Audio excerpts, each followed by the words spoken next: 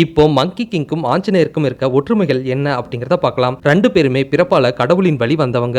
ஆஞ்சநேயர் வாயு பகவானின் புத்திரன், மங்கி கிங் சொர்க்கத்தோட பெண் தெய்வத்தின் மகன். ரெண்டு பேருமே ஒரே மாதிரி உருவ ஒற்றுமை கொண்டவங்க. அடுத்து மங்கி கிங் புத்தர் கூட சண்டை போட்டிருக்காரு, ஆஞ்சநேயர் இந்திரன் கூட சண்டை போட்டிருக்காரு. ரெண்டு பேருமே தீவிரமான பிரம்மச்சாரிகள்.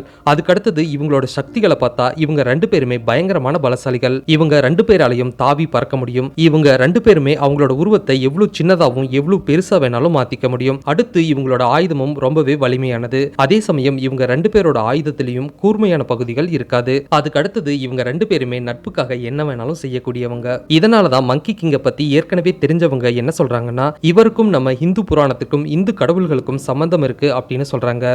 இன்னும் ஒரு சிலர் என்ன சொல்றாங்கன்னா, இந்தியாவுல ஹனுமன் இருக்கிறத தெரிஞ்சுக்கிட்ட சைனாக்காரங்க அவங்களும் அவங்களுக்குன்னு ஹனுமனோட சக்திகள் இருக்கிற மாதிரி ஒரு கேரக்டரை அவங்களே உருவாக்கிக்கிட்டாங்க அப்படின்னு சொல்றாங்க. மறக்காம நம்ம சேனலை சப்ஸ்கிரைப் பண்ணுங்க. தேங்க்யூ.